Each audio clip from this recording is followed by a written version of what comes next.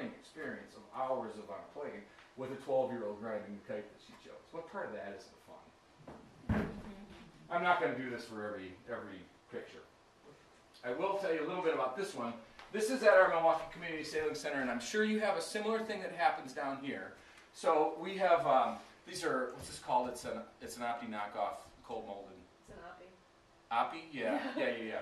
So 7, 8-year-olds have come past their swim test, right? And they come down to go sailing for the first time. They've never done this before. This is our starter junior, basic junior program at the Sailing Center.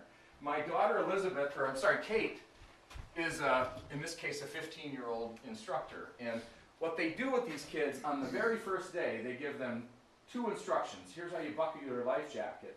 And then they give the instruction on what to do when the boat capsizes, because these boats are all going to capsize. And then they take them down to the dock, and Kate flips them over into the water. 56, 58 degree Lake Michigan water in May, June, but it's okay, they do it. So the job is, these two kids go into the water on the opposite side of the dock, and one says, hey, Johnny, I'm okay, are you okay? And the other one says, yeah, Billy, I'm okay, are you okay? And they swim around to the centerboard, and they step on it. And that's the end of the drill. They climb back up onto the boat, and then they climb onto the dock. They've been in the water once, and they've experienced what it means to capsize before they know anything else about sailing, which seems to me to be an excellent way to start this whole program, right? It's a beautiful idea. What part of that isn't fun? 58 degree water. I knew that was, yeah, that's why I had to bring that one forward. Here's a family vacation heading up to Door County. We do lots of this kind of thing, lots of playing on the boat. Here's another family vacation, reading in the V-berth. And here's another family vacation. So I'm first generation Greek. My mom came over in 47. And I have a great-grandfather who died years and years ago, who owned a little piece of property on a tiny little island in the south of the Kykladas.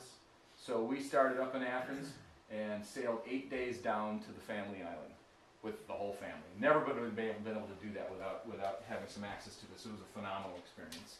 And here's Elizabeth at 1 on a 3-day cruise. We put up a car seat on the back of the stern rail of the boat and an umbrella, and we slathered her up with notice the pink?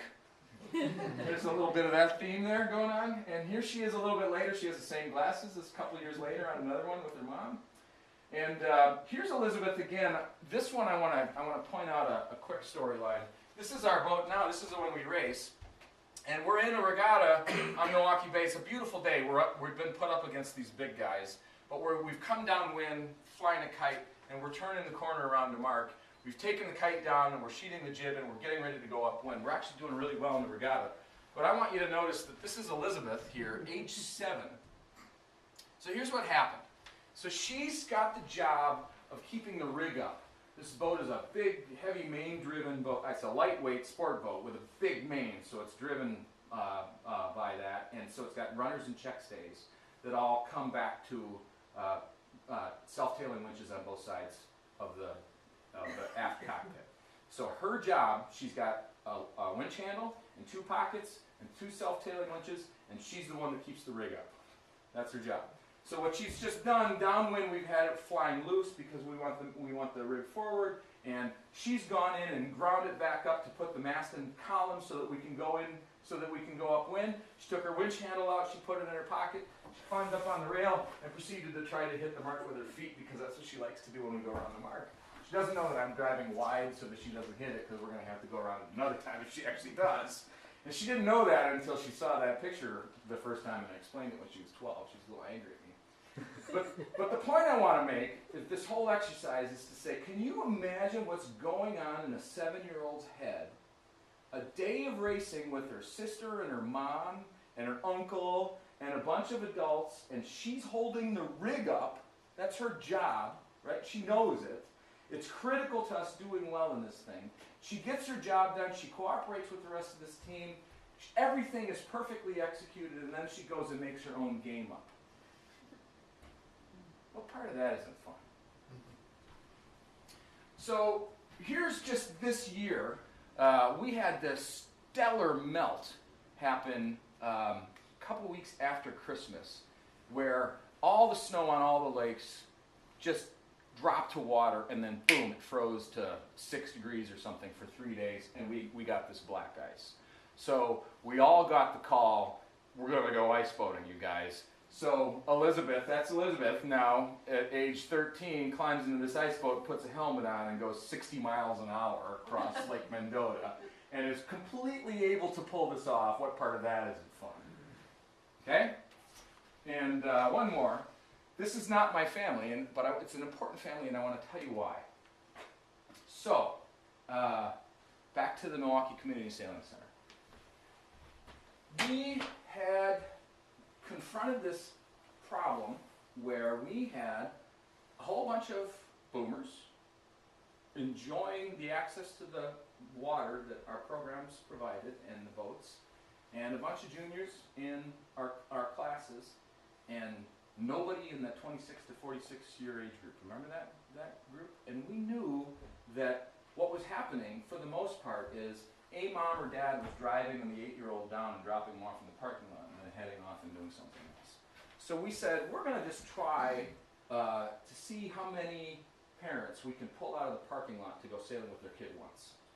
So a couple years ago, we created this hybrid program where we said, look, your kids in programs eight times, they come sailing 8 afternoons. Why don't you just come out of the car one of those 8 days and go sailing and see what it's like? See what your kids learn. And so we got all sorts of enthusiasm around it, and nobody showed up. And the reason was we put it on Tuesday mornings when no one could, which was our stupid problem. So we rethought it completely and said, what if we go at teaching in a completely different format? Instead of having this be all about kids' skills, what if we actually invite the whole family down and teach them at the same time? So here's the way this goes. So a family has signed up for 4 Sundays in a row, 3 hours in the afternoon, starting at 1 o'clock. And they've already gotten a phone call from a role model, 24-year-old, super confident and skilled, qualified, half psychologist, half sailing instructor. Okay? And so they've already gone through a little bit of an interview. And they show up at the dock on the first Sunday, and they, just like the 7-year-olds, learn how to put on their life jacket. But the ensign is already waiting at the dock, sails up, it's ready to go. All it needs to happen is cast off the lines. They're not going to learn anything about sailing except how to attach the life jacket. And here's how the sequence of events goes. First, we approach Dad. Hey, Dad. How you doing? It's great to see you. Thanks for coming down. Here, we're going to talk over here a little bit. I know you have experience from college sailing, right? I'm really glad because I'm the only one on the boat that knows how to sail at all. And we got a decent breeze today, 12, 13 knots or something like that. So you're kind of the backup person, backup sailor based on your skills. You brought the camera, right? That's the critical component, right? Because what I need you to be doing is, from the bow, I want you to take pictures of your 7-year-old daughter who's going to be driving the whole time, from the minute we leave the dock, and just keep snapping pictures. Because what we're going to do in 2 hours, as soon as we get back, we're heading into the headquarters, and we're going to make a photo album, and we're going to post all these pictures to Facebook so that your daughter can have this experience. And we'll just keep doing that. You good? You good to go? Awesome. Okay? That's that. Okay, so Mom, you ready? Mom? Let's talk. So you got your life jacket, right? Yep. Got it all snapped up? Yep. I got mine, your daughter has hers, your husband, you don't care about anybody. Yes, it's on. Okay. So these boats are configured for this. The gooseneck is at exactly the right height to never hit anybody, specifically your daughter, but it's been raised up. So if we're all sitting down in the cockpit, the boom could come across, but it won't hit anybody. We'll just all make sure we're sitting down. I'm the only one who knows how to sail, except for your husband. He's going to take pictures. So you've got to be my sailing partner right out of the gates. Your daughter's going to drive.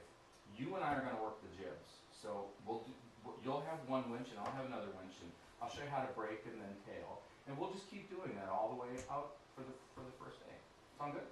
Great. Awesome. And then we go hand the tiller over to the 7-year-old, and the counselor, of course, stands right here and makes sure to navigate through the mooring basin so that we don't hit anything. But then what happens is this boat sails out to the outside of Milwaukee